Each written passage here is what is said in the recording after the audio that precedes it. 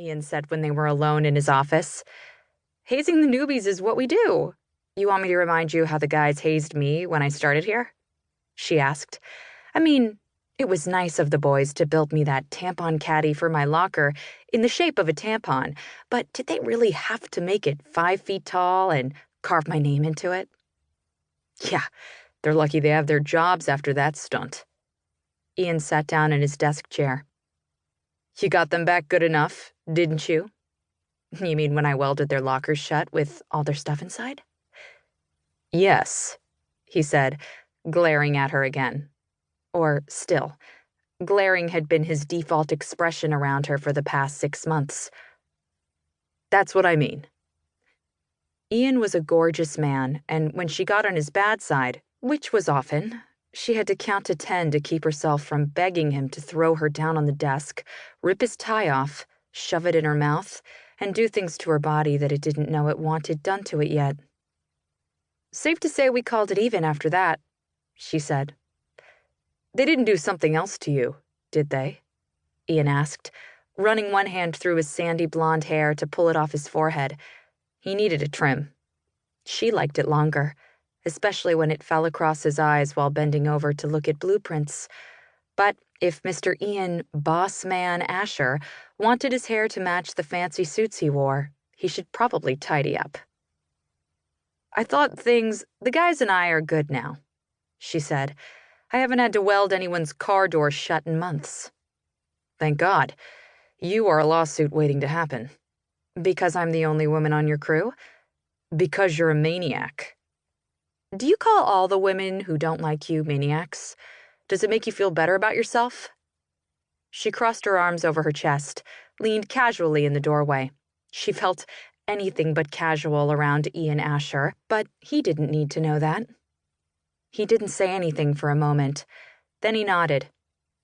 You're right. That wasn't fair of me, he said, sitting forward at his desk and clasping his hands. His jaw was set tight like it usually was when she stepped into a room. I'm sorry I said that. She shrugged. It's all right. After you fucked me and dumped me, I called you every name in the book and invented a few of my own. You can call me a maniac if you want. Ian stood up immediately, walked, almost ran, to his office door, pulled her inside, and shut the door behind them. Can you keep your voice down? He asked. I'm trying to run a reputable company here. Then why did you hire me? She asked. I didn't hire you. My father did. Oh, yeah? Then why haven't you fired me? Because you're very good at what you do. You're not so bad yourself, she said with a wink. Since she had nothing to lose anymore, she turned and sat down on the top of his desk. I wasn't talking about that night. She crossed her legs, which was hard to do in loose canvas pants, but she made it work. Oh, that night. It has a name. I'm so good in bed. Our one night together has a name. That stupid night, he said. That drunk night. We weren't drunk. You'd had 2 beers, and I had 2 shots of whiskey, and neither one of us is a lightweight. Don't blame booze for your own bad decisions, she said, raising her chin. Or was it a bad decision? You tell me. Yes, it was. That I'm having this conversation with you is proof it was a bad decision.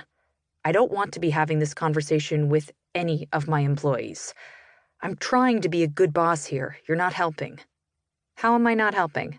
She asked. Because you don't want me to be a good boss. Flash almost felt bad for him. Almost.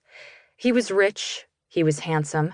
He had been handed a high-paying job at a multi-million-dollar construction company with a bow tied around it, compliments of daddy, so it was really hard for her to muster up any sympathy for the man. If he ever had a real problem in his life, it sure as hell wasn't her. Then again, he was also 6'2", broad-shouldered, and annoyingly good in bed. She knew that for a fact, thanks to that night, 6 months ago. And that meant she did feel for him a little bit. A little teeny-tiny bit. Not that she would tell him that.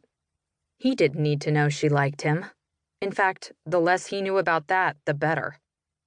Poor Ian, she said, shaking her head. A victim of desire.